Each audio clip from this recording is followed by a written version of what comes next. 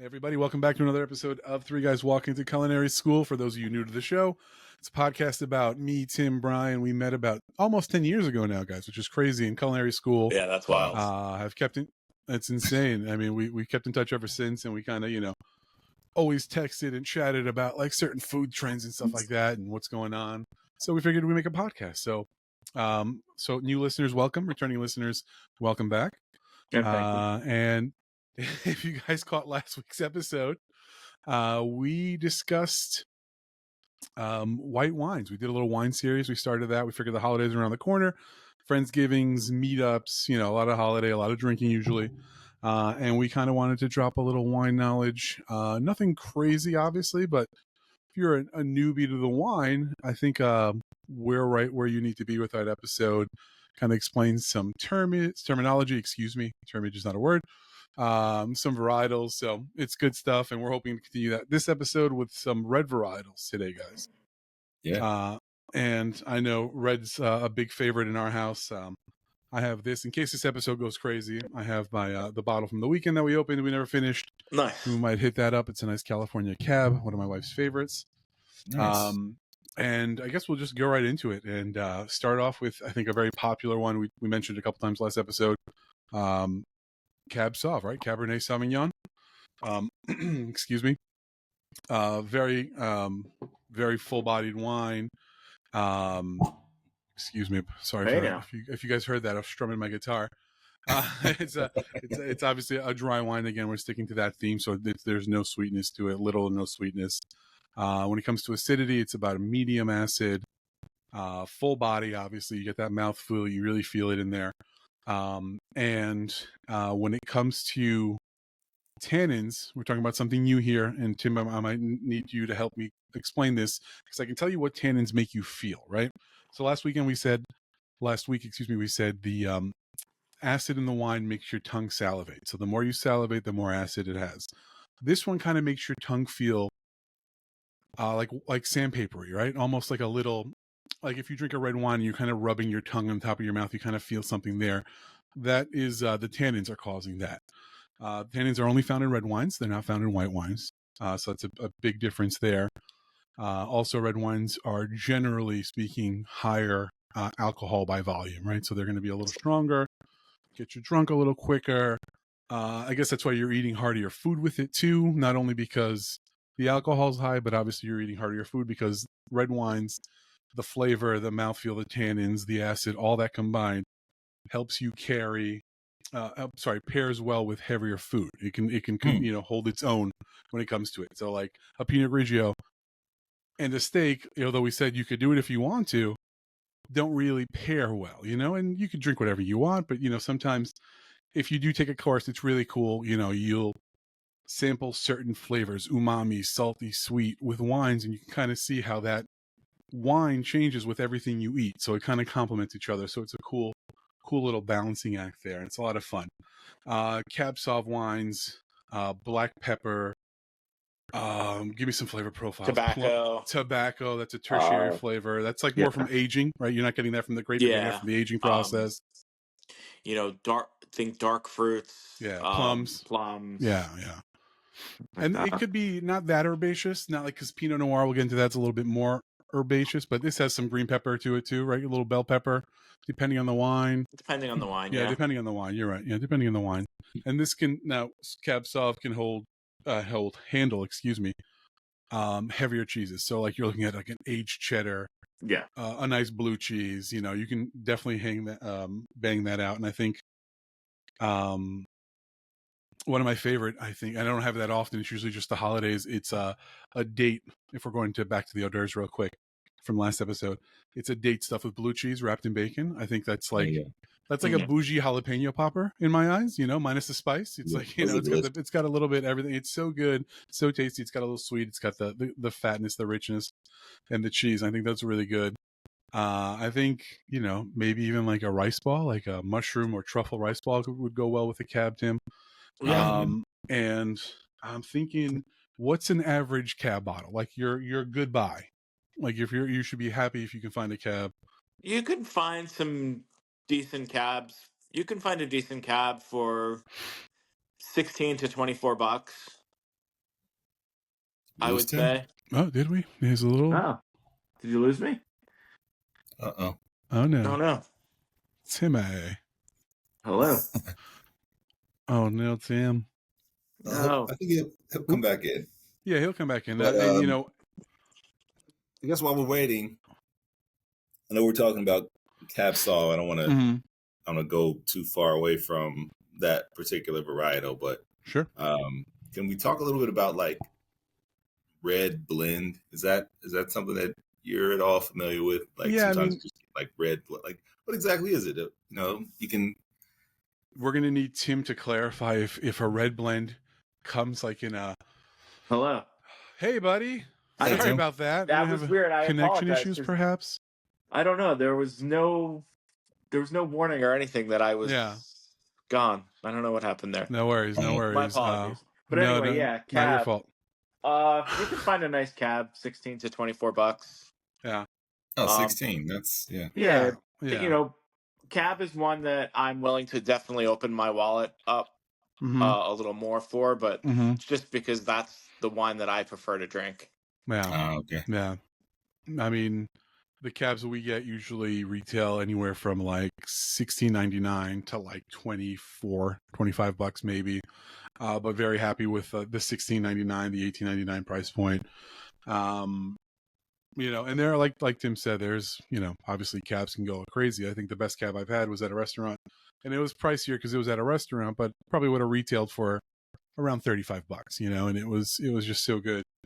So yeah, What's you know, what's it running you at the restaurant if it's a $35 so bottle? that was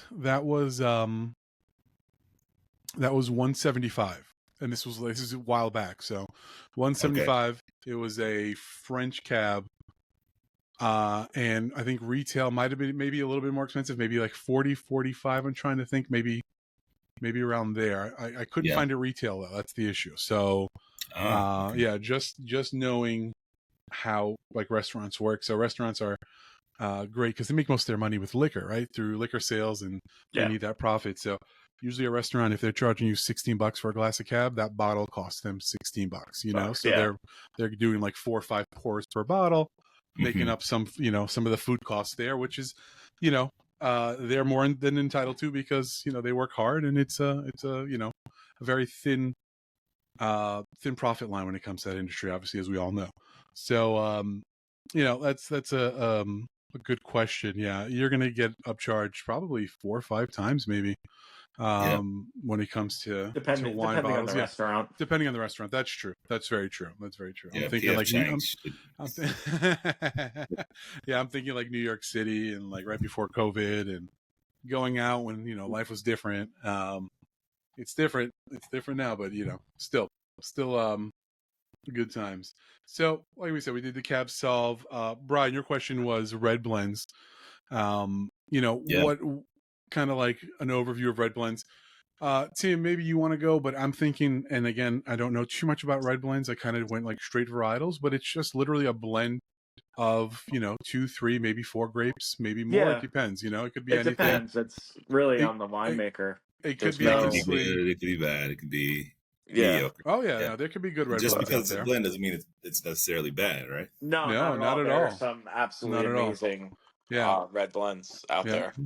My favorite wine is a French blend. It's mostly cab, but there's and I'm going to mispronounce this, Gamay or Gamay, Tim? Gamay. There we go. Yeah, Gamay wine. Yeah, I've heard of that. Yeah, and I think there's another wine in there, smaller percentage, you know, ratio, but it's you'll so find, good. Like, Petit Verdot sometimes a lot in red blends. Yeah, that actually might be in there. I wish I brought the bottle down here. I was upstairs. But yeah, red blends. Yeah, there's nothing bad about them. You know, it's a different flavor, different profile. No, I love red blends. Yeah, that's one of your favorite ones. That's cool. Very cool. And just doing about food pairings for Cab Sauv. Cab Sauv loves like meat, obviously, right? And a nice grilled steak. Absolutely. It's the king of wines when it comes to steak, for sure. Really? That's the go-to, right? Yeah. It makes sense. Yeah, especially when you're eating. And we'll get into the next varietal, but like just like steak with like meat flavors, right? Like a braised short rib, you know, there's not much sauce to it. I mean, there's a sauce, but it's not like tomato based or anything too heavy. taking away from the meat. So that's definitely where Cab is king. Merlot, on the other hand, is kind of the opposite, right? Where Merlot loves a red sauce, right? So it has more. Is it more tannins or less tannins? I forget. It's Sorry, gonna have I'm less. thinking out loud. So Merlots generally have less tannins. Okay, Yeah. so less tannins than a Cab Sauv. Medium acid, again, a dry wine. Medium bodied, not too big, right? In the mouth, Yeah. I think. And those do better with like umami flavors. So with like your mushrooms and with your red sauces, lamb ragu, short rib ragu, kind of stuff like that. That's where Merlot like really shines. Yeah, I mean the movie Sideways beat up Merlot. I was gonna ask you. I know you saw it. It beat up Merlot big time. Just from the famous line of "We're not drinking any more fucking Merlot." Absolutely. So I think it took a beating, and it's actually started to make a little bit of a resurgence in the last couple of years, but definitely don't shy away from it because of a movie. No, absolutely. So real quick, just to go back to the movie, what's the story behind it? Like it would just happen to be Merlot that he was picking on. I don't know if there's any reason, or I've never bothered to look into why they picked Merlot for that. But now I'm curious, so now I might have to look that up and see. I'm very curious, but I remember that's one of the things that I remember from that movie. This is before I was a wine drinker. It's a great movie. If you haven't seen it, it's one of the great food movies that are out there. That's awesome. And Paul Giamatti's the man. He's a great actor. There's another great wine movie on Netflix that my wife and I watched this past year. I'm going to have to look up the name of it and post about it because it was one of the best wine movies. Okay. Was it a movie? Have you seen that documentary about the forger who was forging wines on Netflix? That's worth a watch. That was crazy. That's a good one, That's worth a watch, where he was tens and hundreds of thousands of dollars swindling people with fake labels that he was printing out like in a printer at home. And literally just buying like empty vintage bottles of like expensive wine, if it were filled, filling it up with like $2 chuck, corking it, taking it to like an auction house. They're drinking it. They're like, oh, it's amazing. It's the best wine you've ever had. And it's like literally a $4 bottle of wine that he just filled it up with. And he swindled and fooled everyone. It was so great.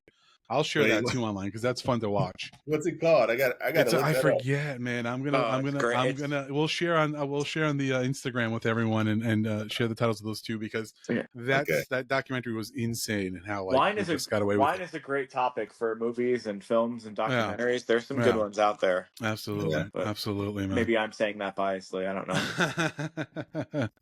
So going back to like food pairings for Merlot.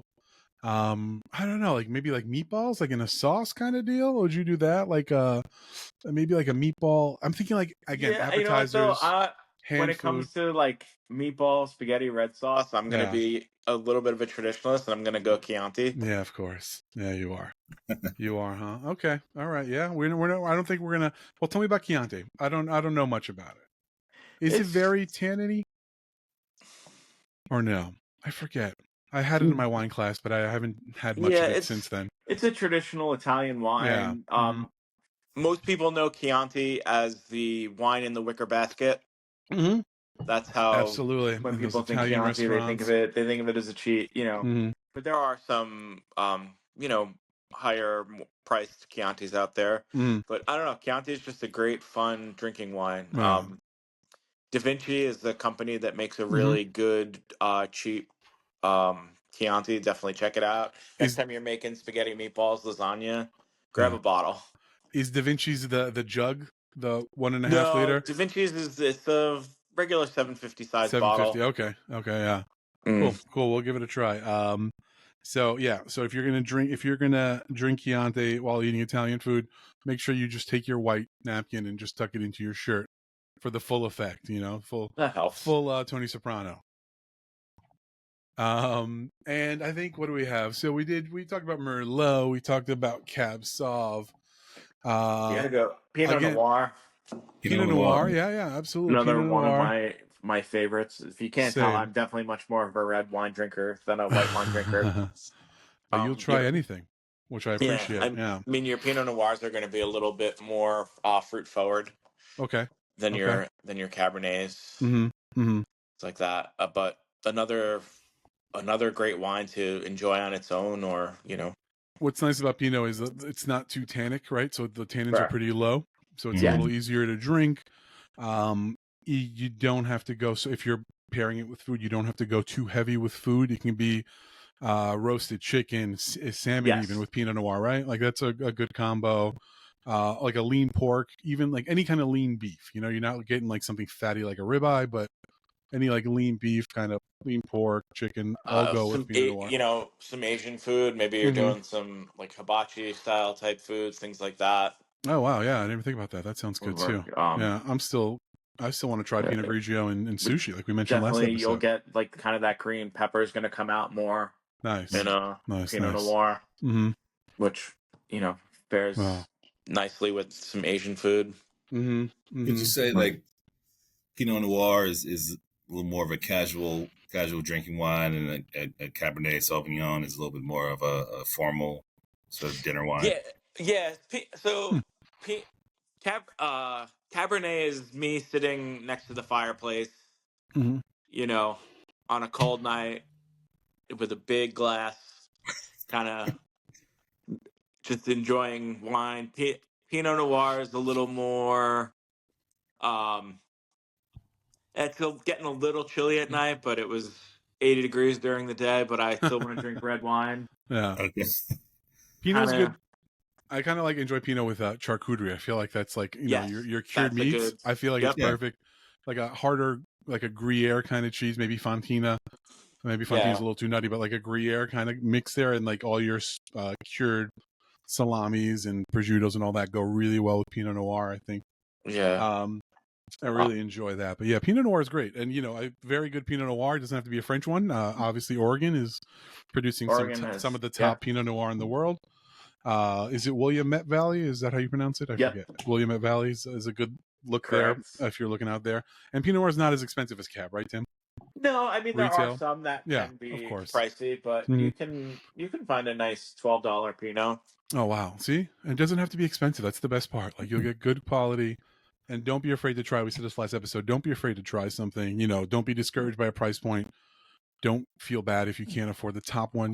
Get what you're comfortable with. You'll find something in that price range. Because again, like we said last time, like 80% of the wine sold is like between $12 and $20 or $12 and $18. Yeah. So I mean, I'm excited to go wine shopping before Thanksgiving. Yeah, man. Yeah, exactly. Now you're on everything $20 and under. Yeah, absolutely. And you'll find some great buys for sure. Sure. There's nothing more fun than wine shopping. I haven't, because I work in the wine industry, I don't get to do it as much anymore, but I used to love just walking the aisles of a wine shop. Yeah.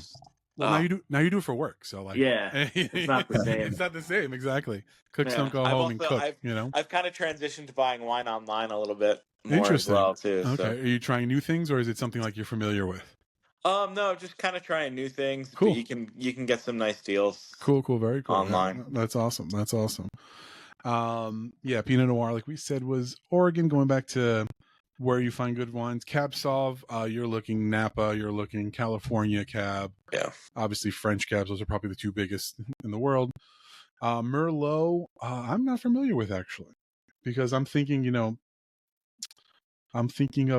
Chile and Malbec, so that's not right. But Merlot's generally French, or are we producing good Merlot here? Tim, are you there are Long Island actually does produce some decent Merlot. Local, buy local. Why not? Yeah. Yeah. If you're close to Long Island, go take a trip out to the North Fork and enjoy it. Yeah. If you're not familiar with it, the North Fork has, and I guess the South Fork has a couple, but North Fork has great vineyards. North Fork's where it's at. Yeah. North Fork's where it's at for sure. Great vineyards out there. You can make a weekend of it, make a week of it. And try local stuff, and then regional stuff around the country. You just mentioned it. Go out and so I think people who don't know wine that well, or like they're gonna go Cabernet Sauvignon or Pinot Noir, or maybe even Merlot, because you hear those. Yeah. Those are words that are out in kind of the general public, but like, go out and try Malbecs, try Tempraneos. Yeah, Montepulciano. Try. Yeah, How do we feel about Montepulciano. How do we feel about Zinfandel? Zinfandel is good. I've had some very good Zinfandel. It's I think unfortunately when people think Zinfandel, they think white Zinfandel. Yeah. Which is, what That's funny. everyone's grandma used to drink. Exactly. Yeah. Not really. It has a bad rap, and for me too, I still can't get over it. I still can't get over just that's my Merlot. If I'm having a sideways moment, like I hear it and I just giggle, like thinking it's a joke. The red, but even the I've had delicious one and it's good, but it's one of those things. If somebody says the word Zinfandel, I immediately see a box of Franzia in my head. I think and that's not what it is. But that's exactly immediately what I start thinking. That's so funny, man. It's so true. It's so true. Unfortunately, it's so true. But yeah, try anything and everything, man. If it's in your price point, and I guess if someone's 21, they just turned 21, they want to try wine. Do you suggest they start with a cab? Do they work their way up? You think, Tim, or Bri too? Obviously, I mean, like, would it be off-putting to someone who doesn't have the palate to start with something so heavy? I guess that's by person depending. It could be. Really. Yeah. I would say start Pinot Noir, Merlot. Mm-hmm. Perhaps it's not gonna bite you as much. Yeah. Mm-hmm. Mm-hmm. Yeah. That would be. Yeah. Yeah. I'm trying to think. My first. I would say. Yeah, I mean, I always think sparkling is a good entry for folks. Sparkling red, sparkling whites. Yeah, I get it. It's lower alcohol in general. Lower alcohol than your reds and your whites. It's a great way to. It's especially too like if you're having a dinner party or anything like that with the holidays coming up. Start everybody off with a little bit of sparkling. A welcome drink. It's classy, but it opens up the palate so much. Absolutely, that's so smart. Yeah, absolutely. A welcome drink is always like a classy thing, and even if it's simple. You don't have to pour everybody a full, even if you just pour everybody like half a glass, just to kind of have a toast and just kind of open up the palate. It's worth it. I like the idea of, you greet someone, whether, it's at the door, if you have that kind of time in your hands when you're hosting, or when they first come in and get situated, you give them their first drink, whether it's, maybe a specialty drink, like a mixed drink you make a couple pictures of and you spike and you give drinks to, or as simple as a sparkling glass of wine. Because like Tim said, it's classy, looks good. Almost everyone drinks everyone almost drinks a sparkling wine. And, like Tim said, opens up the appetite, sets the mood kind of. And for me, I feel like, all right, this is your first drink. I'm probably not going to serve you anymore. I'm too busy hosting, but, have fun, hit the bar up, go mingle, go socialize. Food's over there. And I think I mentioned it last episode, but I'll mention it again, especially with Thanksgiving around the corner. Mm-hmm.